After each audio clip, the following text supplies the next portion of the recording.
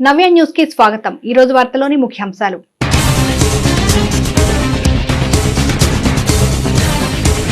కూటమి ప్రభుత్వానికి ప్రజా సంక్షేమం అభివృద్ధి రెండు కళ్లు। అద్దంకి జేపంగులూరులో గ్రామంలో లబ్ధిదారులకు పింఛన్లు పంపిణీ చేసిన రాష్ట్ర విద్యుత్ శాఖ మంత్రి గొట్టిపాటి రవికుమార్।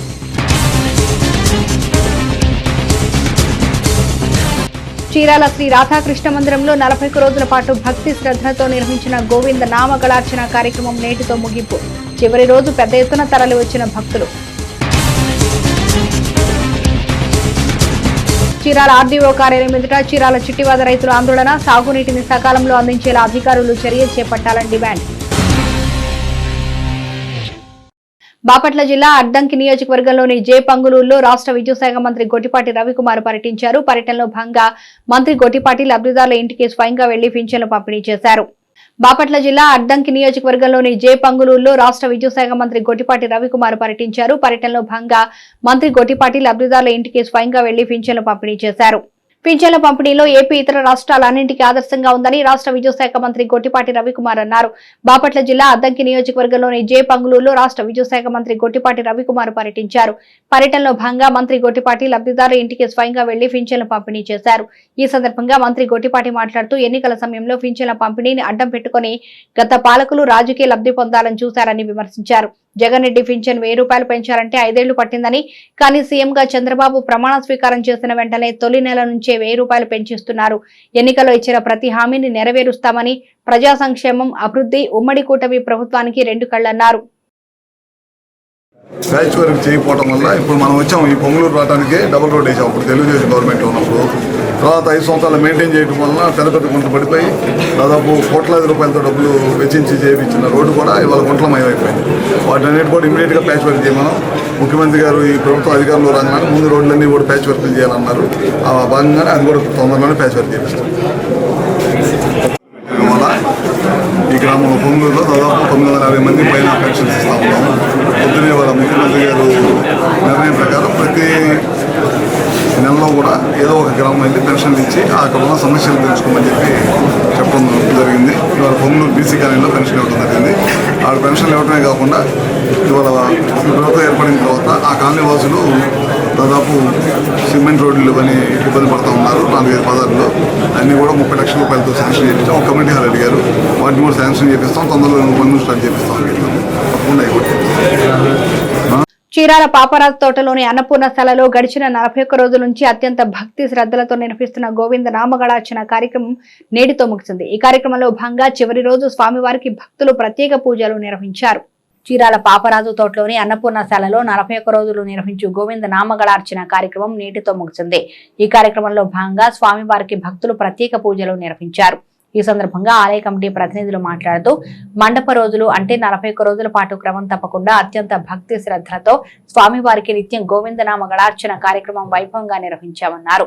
నేటితో ఈ కార్యక్రమం ముగిసిందన్నారు। భక్తుల సహాయ సహకారాలు, మహిళా భక్త సమాజం వారి సహకారంతో మహత్కార్యాన్ని ఘనంగా నిర్వహించగలిగామన్నారు। భక్త మహాశయులకు విజ్ఞప్తి, ఈ నవ్య టీవీ వీక్షించే ప్రేక్షకులందరికీ కూడా ఆ వెంకటేశ్వర స్వామి యొక్క కరుణా కటాక్షాలు దివ్యంగా ఉండాలని కోరుకుంటూ ఈ 41 రోజు గోవిందనామ నవరత్నార్చన అంటున్నా నేను। అటువంటిది ఒక్కసారి గోవిందాన్ని చేతులు ఎత్తితేనే ఆయన పరవశించిపోతాడంట, చేతులు ఎత్తితే చెంత ఉంటాడంట। అటువంటి ఆ గోవిందుడు పరవశత్వం మనకి ఆ 7 కొండల దాకా వినిపించేదాకా కూడా మన చీరాల సమాజాలు ఎంతో చక్కగా ఆ గోవిందనామ స్మరణ 11 సార్లు రోజు సమాజాలు ఇక్కడ ఎంతో అందరికీ కూడా ఆనందం కలిగించేటట్టు ఆ కార్యక్రమాన్ని నిర్వహించడం జరిగింది। అలాగే గత 11 సంవత్సరాల నుంచి కూడా నిత్యం రాధాకృష్ణ మందిరంలో 30 మంది బేదనారాయణులకు అన్నదాన కార్యక్రమం జరుగుతుంది, అదే నారాయణ సేవ అంటారు। అలాగే స్వామివారికి కృష్ణుడు ఆ అలంకార ప్రియుడు, అటువంటి కృష్ణ పరమాత్మకు బంగారు కిరీటం చేస్తే బాగుంటుందని చెప్పని మా అధ్యక్షుడు బ్రహ్మంగారి ఆధ్వర్యంలో కమిటీ అంతా కూడా నిర్ణయించుకున్నాము। దానికి ఈ భక్తులందరూ కూడా చాలా చక్కగా సహకరిస్తున్నారు। అలాగే ఏ కార్యక్రమం తలపెట్టినా కూడా అందరూ ఆశీస్సులు, అందరూ సహకారం మాకు ఎంతో చక్కగా ఉంటుంది। మరి ఇటువంటి అనేక రకమైన అవాంతరాలు కూడా వచ్చే వాయుగుండం కూడా ఆగిపోయింది। మరి ఆ రెండో వాయుగుండం వచ్చినట్టయితే మనం చాలా ఇబ్బంది పడేవాళ్ళం. గోవిందనామస్మరణ బిగించేసినాకనే ఈ కార్యక్రమాన్ని మనం బిగించేసినాక వెంటనే ఆ వచ్చే వాగుండం కూడా ఆగిపోయింది. ప్రజలందరూ కూడా ఆ యొక్క గండా నుంచి బయటపడ్డారు ఈ గోవిందనామస్మరణ అర్చనతో. అంత గొప్ప విశేషం, అంత గొప్ప మనుషుల్ని ఆనందపరిచే ఆ గోవిందనామస్మరణ గోవిందనామాలు మాకెట్టి ఆటంకం లేకుండా కూడా ఆ కొండ మీద స్వామి ఇక్కడ 41 రోజులు నిర్విరామంగా ఆనందంగా భక్తిపరంగా అద్భుతంగా నిర్వహించడానికి మాకు చక్కటి ఆనందకరమైన ఆశీస్సులు అందించారు. వాసుదేవాయ నమః. ఈరోజు మేము ఈ శ్రీ రాధాకృష్ణ మందిరంలో గత 41 రోజుల నుంచి వెంకటేశ్వర స్వామి గోవిందనామాలు డైలీ 11 సార్లు వివిధ భక్త సమాజాలు మహిళా సమాజాలు పారాయణం చేసినారు. ఈరోజు 41 రోజు లాస్ట్ రోజు పూర్ణాహుతి హోమము జరిగినాయి. అందరూ కూడా మహిళా సమాజంలో అందరూ కూడా వచ్చి ఈ కార్యక్రమానికి హాజరైనారు. మా అన్నపూర్ణశాలలో ఇవాళ లడ్డు వేలంపాట కూడా జరిగింది. జ్వాలా శ్రీనివాసరావు గారు 8116కి లడ్డు వేలంపాట పాడడం జరిగింది. అట్లనే మా రాధాకృష్ణ మందిరానికి అన్ని సమాజాల వాళ్ళు కూడా చేయూతనిస్తున్నారు. అందరికి కూడా అభినందనలు. అట్లనే మా నిత్యాన్నదాన కార్యక్రమం, అట్లనే స్వామివారికి బంగారు కిరీటానికి కూడా అందరూ సహకరించి మాకు మా కిరీటం కూడా తొందరగా పూర్తి చేస్తారని ఆశిస్తున్నాం. గత 41 రోజుగా గోవిందనామ స్తోత్రం చీరాల వివిధ మహిళా భక్త సమాజాలతో నిర్వహించబడుతుంది. ఈరోజు చివరి రోజు. ఈరోజు చాలా మహిళా భక్త సమాజాలు రావటం జరిగింది. అట్లానే స్వామివారి నామ సంకీర్తన చీరాల మొత్తం వినపడేటట్లుగా చాలా చక్కగా నామ సంకీర్తన జరిగింది. ఈ యొక్క 45 రోజులు గోవిందనామార్చనలో చీరాలలో ఉన్న మహిళా భక్తులందరూ కూడా పాల్గొన్నారు. మాకు చాలా సంతోషదాయకం. అట్లానే ఈరోజు హోమాలు కూడా జరిగినాయి. దాంట్లో కూడా మరి చాలామంది దంపతులు పాల్గొనడం జరిగింది. అట్లానే రాధాకృష్ణ మందిరం అన్నపూర్ణ సత్రంలో ఈ యొక్క కార్యక్రమం జరుగుతున్నది. అన్నపూర్ణశాలలో అట్లానే డైలీ అన్నదాన కార్యక్రమం కూడా నిర్వహించబడుతుంది. కాబట్టి అన్నదానానికి స్వామివారి సువర్ణ కిరీటానికి భక్తులందరూ తమకు తోచిన విధంగా సహకరించి స్వామివారి కృపా కటాక్షాలకు పాత్రలు కావాల్సిందిగా కోరుచున్నాం. చీరాల ఆర్డీఓ కార్యాలయం ఎదుట చీరాల చిట్టివాద రైతులు ఆందోళన చేపట్టారు. చీరాల పేరాల చిట్టివాద పరిధిలోని పొలాలకు సకాలంలో సాగునీరు అందించి రైతులను ఆదుకోవాలని డిమాండ్ చేశారు. చిట్టివాద పరిధిలోని పొలాలకు సకాలంలో నీరందించి రైతుల సమస్యలను అధికారులు పరిష్కరించాలని పలువురు చీరాల చిట్టివాద రైతులు డిమాండ్ చేశారు. చీరాల ఆర్డీఓ కార్యాలయం ఎదుట చీరాల చిట్టివాద రైతులు ఆందోళన చేపట్టారు. చీరాల పేరాల చిట్టివాద పరిధిలోని పొలాలకు సకాలంలో సాగునీరు అందించి రైతులను ఆదుకోవాలని డిమాండ్ చేశారు. ఈ సందర్భంగా రైతులు మాట్లాడుతూ నర్సాయిపాలెం లాకుల నుంచి స్టువర్టుపురం ఛానల్ మీదుగా సాగునీటి విడుదలకు కూటమి ప్రభుత్వం 9 లక్షలు గ్రాంటు విడుదల చేసినప్పటికీ వ్యర్థాలను తొలగించాలంటూ కాంట్రాక్టర్ పనులను సగంలో వదిలేశారని రైతులు ఆరోపించారు. సాగుకు నీరు విడుదల చేశాక కాలువకు గండ్లు పాడయ్యనే నేపంతో సాగునీటిని నిలిపివేయడంతో పంట సాగులో తీవ్ర ఇబ్బందులను ఎదుర్కొంటున్నామన్నారు.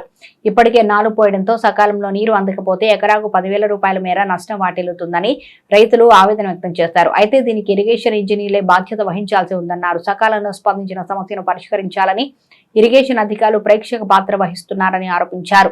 ఇప్పటికైనా అధికారులు సమస్య తీవ్రతను గమనించి సాగునీటిని సకాలంలో అందించి సమస్యను పరిష్కరించాలని కోరారు. అనంతరం చీరాల ఆర్డీఓ సూర్యనారాయణ రెడ్డికి సమస్యతో కూడిన వినతి పత్రాన్ని అందజేశారు. గతంలో అర్జీలు ఇవ్వటం ద్వారా ప్రభుత్వం దృష్టికి, స్థానిక ఇరిగేషన్ వాళ్ళ దృష్టికి, లోకల్ డ్రైనేజీ వాళ్ళకి మేము అర్జీలు ఇచ్చి వాళ్ళకి చెప్పడం ద్వారా మాత్రమే ఈ సంవత్సరం దగ్గర 9 లక్షల రూపాయలు కాలువల్లో పూడికి తీయటానికి లేదా తూటికాడ, ఈ తామరకాడ ఇట్లాంటివి తీయటానికి 9 లక్షలు ఇమీడియట్గా శాంక్షన్ చేయించిన గవర్నమెంట్ శాంక్షన్ చేయించింది. అయితే ఆ కాంట్రాక్టర్ కూడా కొంతవరకు చేశాడు, కొన్ని చోట్ల అక్కడక్కడ వదిలేసి అతని పని అతను చేసుకుంటూ పోయాడు. అయితే పని చేసిన మేరకు మాకు నీళ్లు సక్రమంగా వస్తాయి, మేము సక్రమంగానే పంటలు పండించుకునే వాళ్ళం. ఇరిగేషన్ వాళ్ళు దాని మీద శ్రద్ధ పెట్టి కాలువలు చెకప్ చేయటం వల్ల లేకపోవటం వల్ల, పర్యవేక్షణ లేకపోవటం వల్ల ఇప్పుడు తీరా మేము నార్లు పోసుకొని నారుమళ్ళకి నీళ్లు పెట్టుకొని నారు పోసుకునే టయానికి కాలువకి గండు పడింది, మేము నీళ్ళు ఇవ్వలేమని చెప్పి ఇరిగేషన్ వాళ్ళు చెప్తున్నారు. ఇప్పటికిప్పుడు రైతులు మొత్తం పొలాలు సన్నద్ధం చేసుకొని నాట్లకి నారుమళ్ళు పోసుకోవటానికి ఇప్పటికిప్పుడు నీళ్లు రావంటే రైతులు మరి ఎట్లా ఉండాలి? నష్టపోతారు కదా. నష్టపరిహారం ఎవరిస్తారు? ఇరిగేషన్ వాళ్ళు ఇస్తారా? కాదు కదా. దగ్గర దగ్గర 10 నుంచి 12,000 దాకా ఖర్చు పెట్టుకున్నాం సార్. నారు పోసుకునేటప్పటికే 12,000 10,000 అవుతుంది. మొత్తంగా ఖర్చులు చూసుకుంటే 30,000 పైన పెట్టుబడి అవుతుంది. దిగుబడి వచ్చేటప్పటికి 25,000 20,000 మిగులుతుంది. ఇవాళ రైతులు కష్టపడి ఉన్న అసలు ఇంకా ఆల్టర్నేటివ్ రైతుకి ఏమీ ఉండదు కాబట్టి కష్టమో నష్టమో పెట్టుబడి తీసుకొచ్చుకొని నాట్లు వేసుకుంటున్నారు. నాట్లు వేసుకున్నా కూడా సక్రమంగా పండుతుంది, సక్రమంగా నీళ్ళు వస్తాయి, రైతులకి లబ్ధి ఉంటుంది అనేది ఆశ లేదు. కాబట్టి రైతుల పట్ల నిర్లక్ష్యంగా ఉన్న ఇరిగేషన్ వాళ్ళని వాళ్ళ పట్ల పై అధికారులు చర్యలు తీసుకోవాలి. ఇప్పటికైనా మాకు కాలువ గండి పూడ్చి సక్రమంగా నీళ్లు కనుక ఇస్తే మేము కాలువ తీసి మేము పంటలు పండించుకోవడానికి అవకాశం ఉంటుంది సార్. ఆ విషయం ఈరోజు సోమవారం కాబట్టి కలెక్టర్ మన ఆర్డీఓ గారి ద్వారా ప్రభుత్వానికి విజ్ఞప్తి చేద్దామని చెప్పి మేము రైతులందరం ఇక్కడ వచ్చి సమావేశం ఏర్పాటు చేసుకొని చిన్న ధర్నా లాంటి కార్యక్రమం చేస్తున్నాం సార్. చీరాల పేరాల చుట్టువాద రైతులు ఈరోజు ఆర్డీఓ ఆఫీస్కి వచ్చినాము. ఆర్డీఓ ఆఫీస్ గారి ద్వారా మాకు నార్లు పోసి దాదాపు 20 రోజుల నుంచి నార్లు పోసి ఉన్నాము. ఇంతవరకు సక్రంగా నీళ్లు వసతి లేక నార్లు రాని పరిస్థితి వల్ల నీళ్లు నార్మల్ అన్నీ ఎండిపోతున్నాయి. అందరూ ఎక్కడికెక్కడికే ఎవరికి వాళ్ళే నార్లు బతికించుకోవడానికి రైతులు చాలా ఇబ్బంది పడుతున్నారు.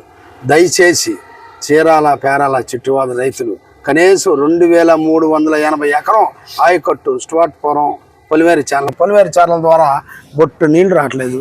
స్టువర్ట్పురం ఛానలే కొంత నీళ్లు వస్తున్నాయి. దానివల్ల రైతులు చివరి భూములు అవటం వల్ల మేము చాలా ఇబ్బంది పడుతున్నాము. దయించి ఇరిగేషన్ డిపార్ట్మెంట్ని మీరు మందలించి మాకు రైతులకి సక్కనగా నీళ్ళు అందించే విధంగా మీరు చూడాలని చెప్పి మనస్ఫూర్తిగా ఆర్డీఓ గారికి మేము అర్జీ ఇవ్వడానికి ఇక్కడికి వచ్చి ఉన్నాం. చరిత్రలో నేటి ముఖ్యమైన ఘటనల్ని ఓసారి చూద్దాం.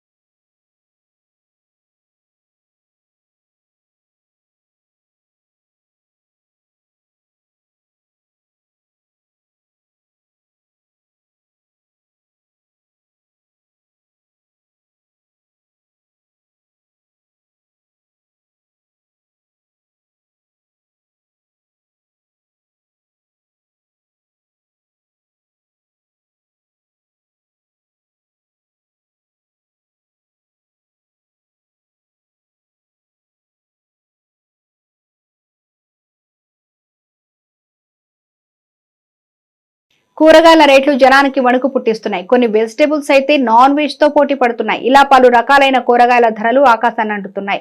ఇప్పటికే బీరకాయ, చిక్కుడు, పచ్చిమిర్చి, వంకాయ, టమోటాల కిలో ధర హాఫ్ సెంచరీ దాటిపోయింది. ఇలాంటి పరిస్థితుల్లో ఏం కొనేటట్టు లేదు, ఏం తినేటట్టు లేదని జనం వాపోతున్నారు. కూరగాయల రేట్లు జనానికి వణుకు పుట్టిస్తున్నాయి. కొన్ని వెజిటేబుల్స్ అయితే నాన్ వెజ్ తో పోటీ పడుతున్నాయి. ఇలా పలు రకాలైన కూరగాయల ధరలు ఆకాశాన్ని అంటుతున్నాయి.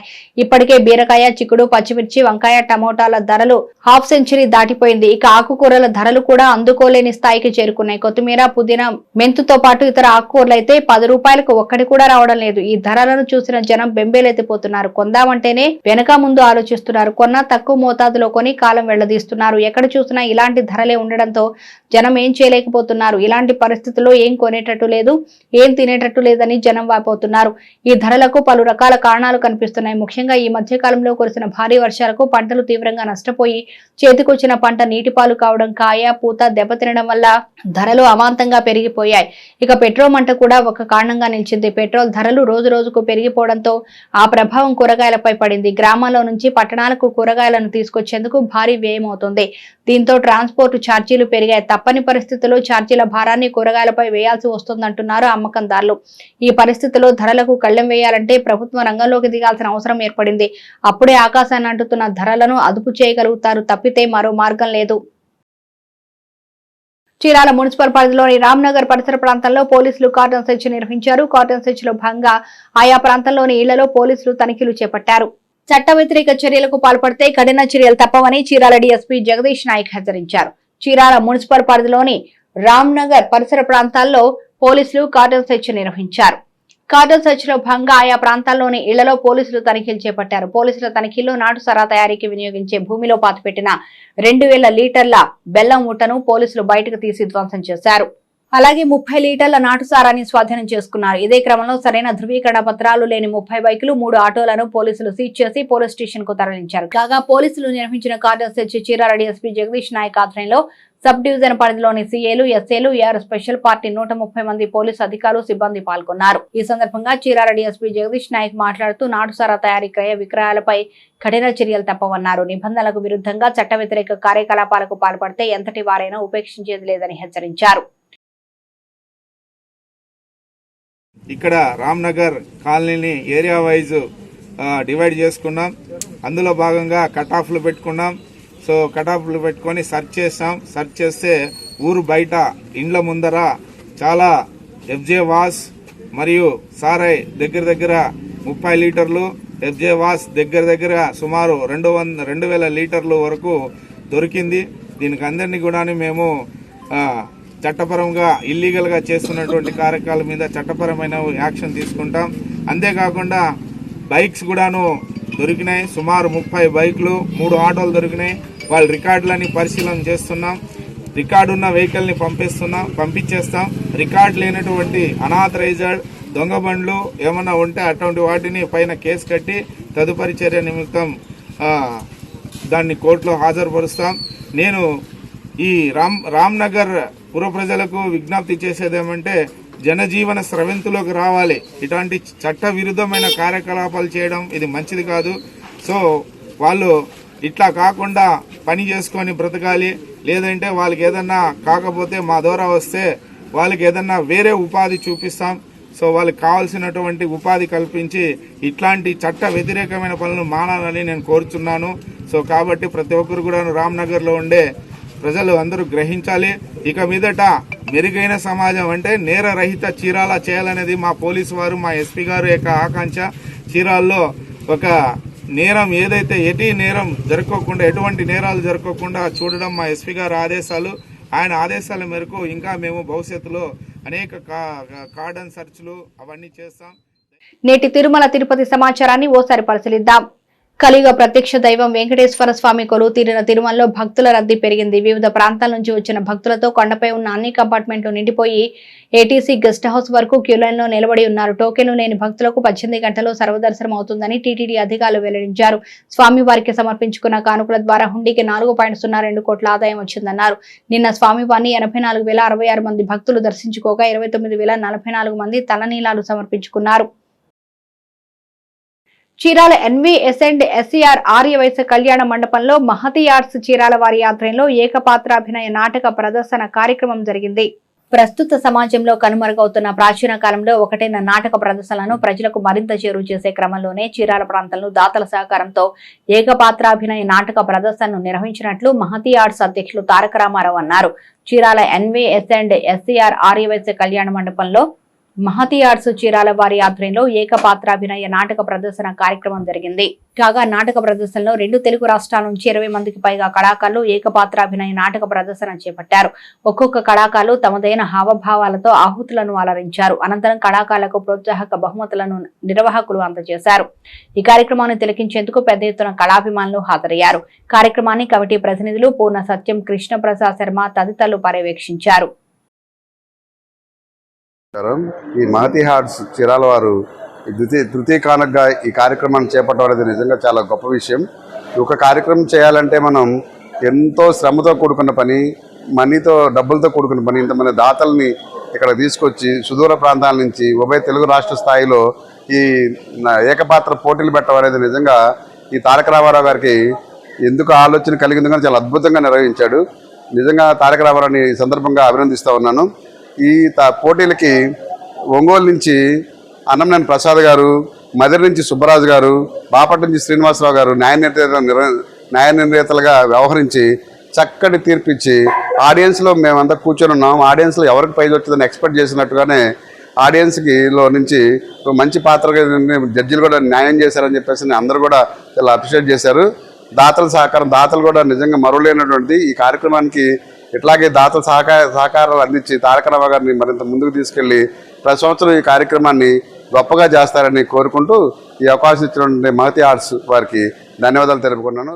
మహతి ఆర్ట్స్ తృతీయ కానుక ఈరోజు తారక రామారావు గారు 3వ సంవత్సరం ఈ పోటీలను నిర్వహించడం జరిగింది. ఈ పోటీల్లో 20 మంది పాల్గొన్నారు. అనేక ఊర్ల నుండి, సుదీర ప్రాంతాల నుండి విచ్చేసి ఈ పోటీల్లో పాల్గొని మరి ప్రైజులు సొంతం చేసుకోవడం జరిగింది. ఈయన రామారావు గారి మోటివ్ ఏంటంటే కళలు అంతరించిపోతున్న ఈ తరుణంలో ఈ కళల్ని మనం మర్చిపోకూడదు అనే సదుద్దేశంతో తన జీవనం సాగించుకుంటూనే దాతల సహకారంతో మరి ఈ కార్యక్రమాన్ని నిర్వహించడం జరిగింది నిర్విఘ్నంగా. ఇది లక్షల్లో వ్యయంతో కూడిన పని. అంటే ఈ కార్యక్రమాన్ని జరపడానికి నెల రోజుల ముందు నుంచే దాతలను కలవటం, ప్రోగ్రాం డిజైన్ చేయటం, ఈ పత్రికలన్నిటినీ కూడా ఆంధ్రప్రదేశ్, తెలంగాణకి తెలియజేయటం, అక్కడి నుండి సుదీర ప్రాంతాల నుంచి ఈ నటులు రావడం, వారికి ఫెసిలిటీని ఏర్పాటు చేయటం, అలాగే భోజన దూర ప్రాంతాల వారికి ఛార్జీలు అన్నీ కూడా ఏర్పాటు చేయటం, చక్కగా ఎటువంటి ఇబ్బంది లేకుండా మళ్ళీ 4వ సంవత్సరం కూడా మేము ఇంకా ఎప్పుడు ఈ 4వ సంవత్సరం వస్తుందా, మేము ఈ పోటీల్లో పాల్గొనాలని మరి ఆశతోటి ఎంతోమంది కళాకారులు చూస్తున్నారు. సో ఇది కేవలం ఏంటంటే కొద్దిగా కళాకారుల్ని పైకి తీసుకురావడానికి ఇది బాగా తోడ్పడుతుంది. ఎందుకంటే ఇప్పుడున్న ప్రపంచంలో ఇంట్లో కూర్చొని సెల్ ఫోన్ల ద్వారానే అన్నీ చూస్తున్నారు. అయితే ఈ నటన నేర్చుకున్న వారికి మరి ఎటువంటి సహకారం కూడా గవర్నమెంట్ నుంచి లేదు. మరి ఇటువంటి వారు సొంతంగా తమ డబ్బులతోటి అలాగే దాతల సహకారంతో ఇంత మంచి కార్యక్రమం, బృహత్తర కార్యక్రమం అని చెప్పాలి. ఎందుకంటే ఈ రోజుల్లో పక్కవారికి 10 రూపాయలు సాయం చేయాలన్న కూడా ఆలోచించే సమయంలో వారు సొంత డబ్బులతోటి అంతేకాక దాతల సహకారంతో ఇంతటి మంచి కార్యక్రమాన్ని నిర్వహించారు రామారావు గారికి. అలాగే ఈ కార్యక్రమానికి ఇచ్చేసిన అందరికీ కూడా హృదయపూర్వకంగా మరి మహతి ఆర్ట్స్ తరఫున నేను కృతజ్ఞతలు తెలియజేస్తున్నాను. కళల్ని ప్రోత్సహించాలని నాకు చిన్నప్పటి నుంచి కోరిక. అందుకని ఇది 3వ సంవత్సరం. 3 సంవత్సరాల నుంచి ఏకపాత్ర అభినయ పోటీలు పెడతానే ఉన్నాను. అందరూ వచ్చిన ప్రేక్షకులకి, పాల్గొన్న కళాకారులకి అందరికీ నా ధన్యవాదాలు.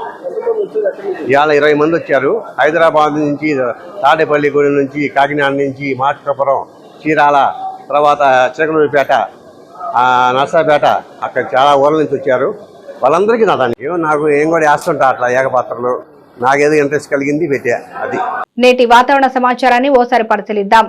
కొమరిన్ ప్రాంతం నుంచి దక్షిణ కోస్తా కర్ణాటక వరకు ఉన్న నిన్నటి ఉపరితల ద్రోణి ఇప్పుడు కొమరిన్ ప్రాంతంలోనున్న ఉపరితల ఆవర్తనం నుంచి ఉత్తర అంతర్గత కర్ణాటక వరకు అంతర్గత తమిళనాడు మీదుగా ఉన్న సగటు సముద్ర మట్టానికి 0.9 కిలోమీటర్ల ఎత్తు వరకు విస్తరించింది. ఆంధ్రప్రదేశ్ యానంలో దిగువ రూపవరణంలో దక్షిణ నైరుతి దిశగా గాలులు వీస్తున్నాయి. తేలికపాటి నుంచి ఒక మోస్తరు వర్షాలు 1 లేదా 2 చోట్ల కురిసే అవకాశం ఉంది. బలమైన ఉపరితల గాలులు గంటకు 30 నుంచి 40 కిలోమీటర్ల వేగంతో వీచే అవకాశం ఉంది.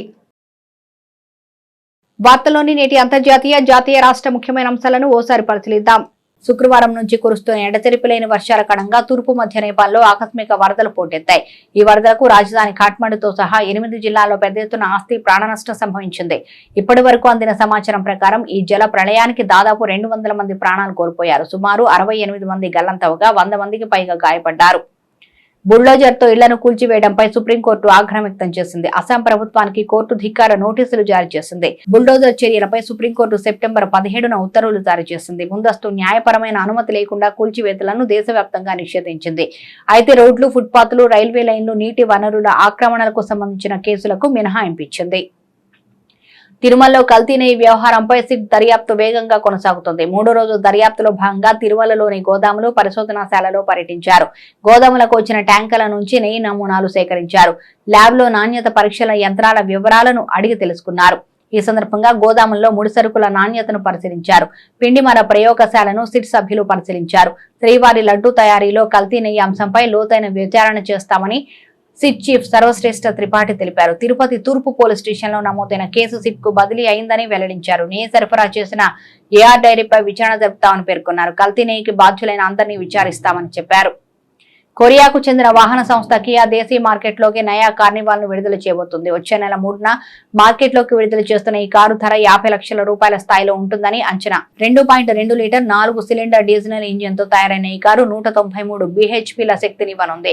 దీంతో పాటు మరో ఈవీ మోడల్ ను కూడా అందుబాటులోకి తీసుకురాబోతుంది. 99.8 కిలోవాట్ల బ్యాటరీతో తయారు చేసిన EV9లో 6 కూర్చోవడానికి వీలుండే విధంగా డిజైన్ చేసింది. సింగిల్ ఛార్జింగ్ తో 561 కిలోమీటర్ల మైలేజ్ ఇవ్వనుంది. కేవలం 24 నిమిషాల్లోనే 10% నుంచి 80% వరకు ఛార్జింగ్ కానుంది. కాన్పూర్ టెస్ట్ లో ఫలితంపై ఉత్కంఠ నడుస్తోంది. ఏది ఏమైనా సరే గెలిపే లక్ష్యంగా ఆడుతున్న భారత జట్టు తొలి ఇన్నింగ్స్ డిక్లేర్ చేసింది. 4వ రోజు బంగ్లాను ఆల్అౌట్ చేసిన వెంటనే టీమిండియా ధాటిగా ఇన్నింగ్స్ ఆరంభించింది. యశస్వి జైస్వాల్, కేఎల్ రాహుల్ మెరుపు అర్ధ శతకాలతో చెలరేగారు. విరాట్ కోహ్లీ సైతం బ్యాట్ ఝులిపించాడు. అయితే దూకుడుగా ఆడే క్రమంలో భారత్ వరుసగా వికెట్లు కోల్పోయింది. పేసర్ ఆకాశ్దీప్ వికెట్ పడగానే కెప్టెన్ రోహిత్ శర్మ 285కి 9 వికెట్ల వద్ద ఇన్నింగ్స్ డిక్లేర్ చేశాడు. నవ్య న్యూస్ ముగించే ముందు ముఖ్యాంశాలు మరోసారి.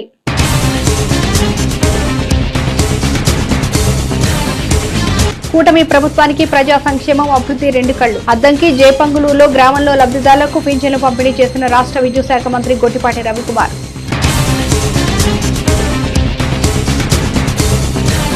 చీరాల శ్రీ రాధాకృష్ణ మందిరంలో 41 రోజుల పాటు భక్తి శ్రద్ధలతో నిర్వహించిన గోవింద నామగళార్చన కార్యక్రమం నేటితో ముగింపు. చివరి రోజు పెద్ద ఎత్తున తరలి వచ్చిన భక్తులు. చీరాల ఆర్డీఓ కార్యాలయం ఎదుట చీరాల చిట్టివాద రైతుల ఆందోళన. సాగునీటిని సకాలంలో అందించేలా అధికారులు చర్య చేపట్టాలని డిమాండ్. నవ్య న్యూస్ ఇంతటితో సమాప్తం. నమస్కారం.